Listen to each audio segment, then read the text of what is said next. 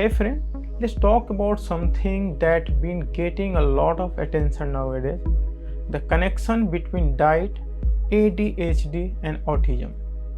Now I know this is a sensitive topic, so I want to approach it carefully and stick to what the science actually says. First of all, it is important to understand that the ADHD, that is attention deficit hyperactivity disorder, and autism are complex neurodevelopmental conditions. They are not just behavioral problems that kids can control. These are real disorders that affect how the brain functions. And while the diet can play a role in managing symptoms, it is not a cure-all or a replacement for proper medical care. There are growing evidence that what we eat can influence our brain function and behavior, including symptoms associated with ADHD and autism. This connection is part of what scientists call the gut-brain axis. Basically, our gut and brain are in constant communication, and the bacteria in our gut can actually send messages that affect how we feel and behave. Now here is where it gets interesting. Research has shown that the kids with the ADHD often have different gut bacteria compared to kids without ADHD.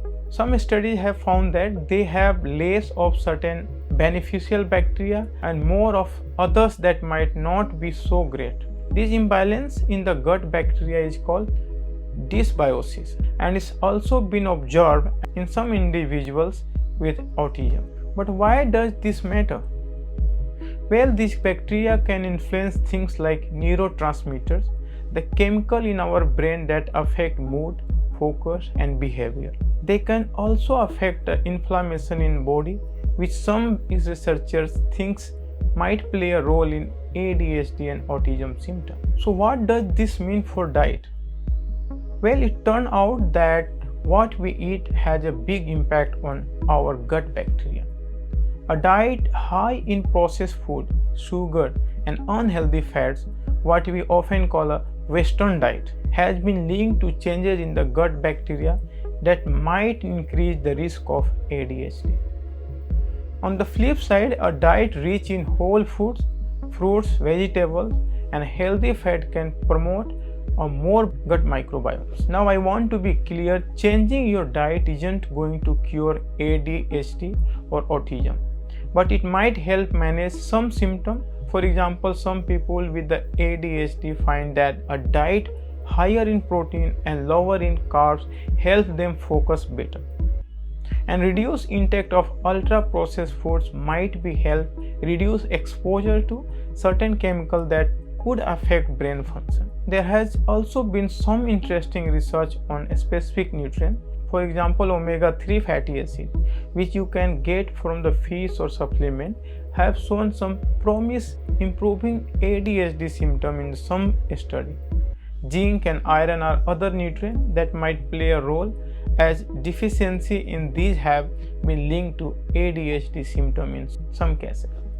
But here is the thing, nutrition is super individual. What works for one person might not work for others, and it's crucial to work with a healthcare provider before making any major changes to diet, and especially for kids. Now let's talk about something that has been in the news a lot nowadays: ultra processed food or UPF. These are foods that have been heavily processed and often contain additives, preservatives and other chemicals. Some researchers are concerned that this increase in consumption of this food might be linked to the rise in neurodevelopmental disorder like ADHD and autism. Some of the researchers by default has been looking into the certain compound in UPF might affect gene-related autism and ADHD. That individual particularly interested in two genes called metallothionein MT, peroxygenase 1 PON1. Her research suggests that some ingredient or contaminant in the UPF might surprise this gene, which could potentially contribute to the development of this condition.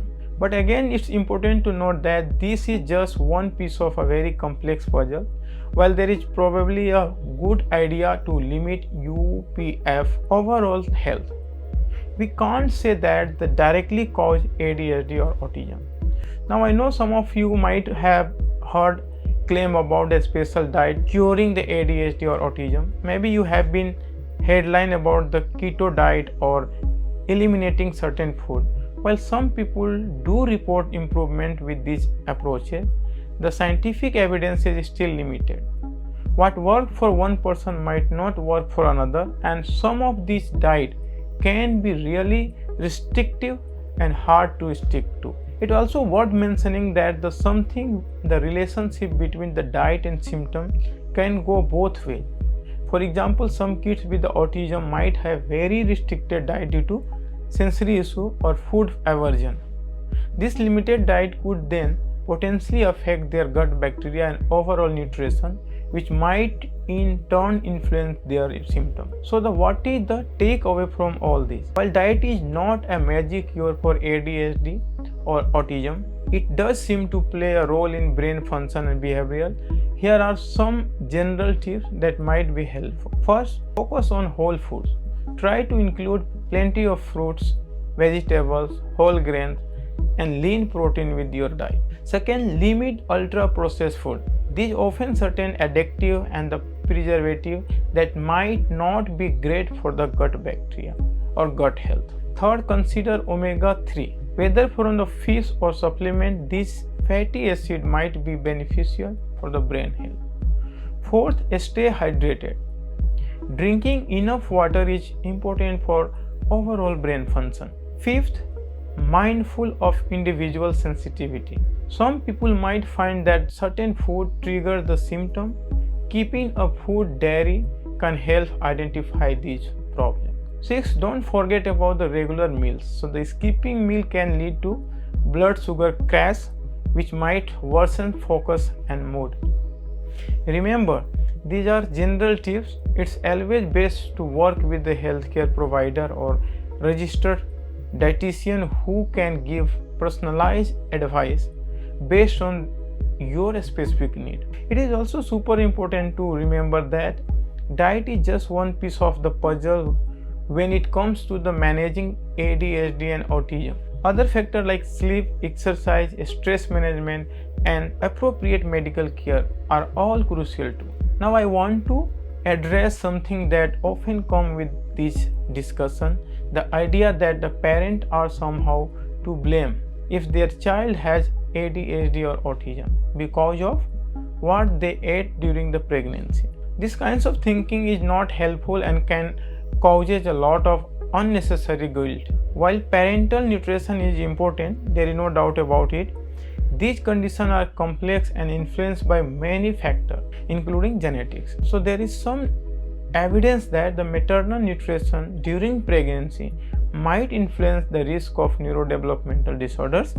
For example, some studies have found that mothers who are obese or have diabetes during pregnancy might have a higher risk of having a child with autism. But it's important to remember that this does not mean these conditions cause autism. It is likely much more complex than that. Another thing to keep in mind is that a lot of the research in this area is still emerging. We are learning new things all the time about how diet affects the brain, and it's an exciting field of study.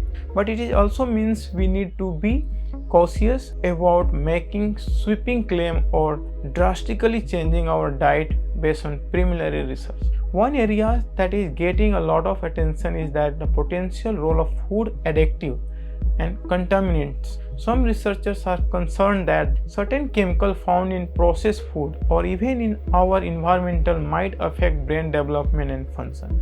For example, there has been some research into how things like heavy metal or certain pesticide might impact genes related to autism and ADHD. But again, this is a complex area and we need more research to fully understand these relationships. Now I know some of you might be thinking, okay, but what about all these stories I have heard about the people curing their ADHD or autism with diet? It's true that you can find a lot of anecdotes out there about the dramatic improvement from the dietary changes, and if someone finds something that works for them, that's great, but it is important to approach this story with a critical eye. First, what works for one person might not work for another. Our bodies and brains are all different, and we respond to food in a different way. Second, something improvement might be due to the another factor. Maybe the person also start exercising more or the getting better sleep at the same time they change their diet. And third, in some cases, restrictive diet can actually be harmful, especially for growing kids who need a variety of nutrients. That's why it's so important to work with the healthcare professionals when considering major dietary changes.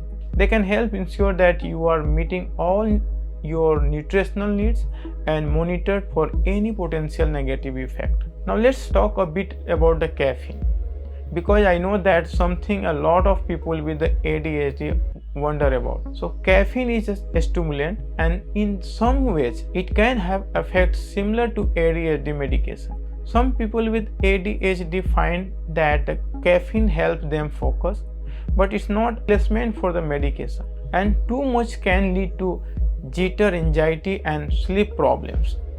It's really about finding the right balance for you. Speaking of the balance, it's really the key when it comes to diet and ADHD or autism. It is not about the finding a perfect diet or eliminating whole food groups.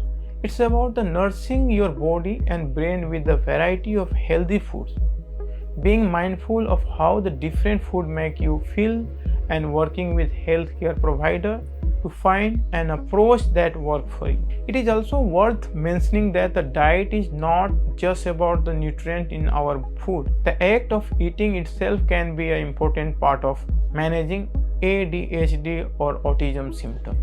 So regular meals can help the stabilize blood sugar and provide a structure to the day. For some people with autism who have sensory sensitivity, the texture and the flavor of food can be challenging. Working with the feeding therapist or occupational therapy can sometimes be helpful in this case.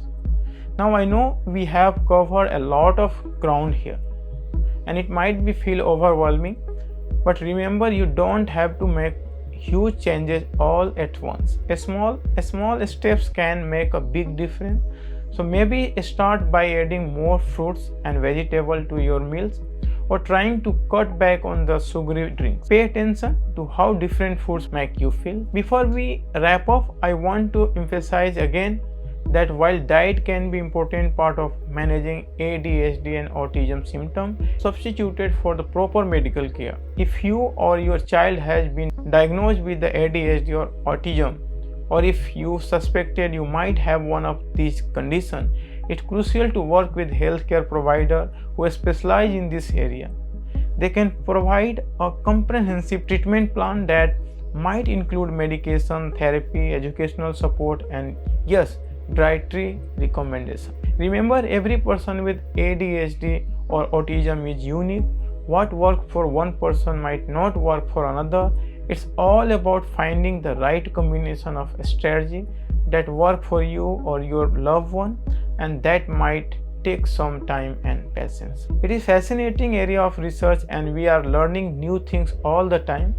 While diet is not a magic solution, it definitely an important piece of the puzzle when it comes to the brain health and managing symptoms of neurodevelopmental conditions. So keep exploring, keep learning, and most importantly, keep taking care of yourself and each other. Thank you for the watching. I hope this information helped you on your journey to better health and well-being. So thanks again, and see you in the next video.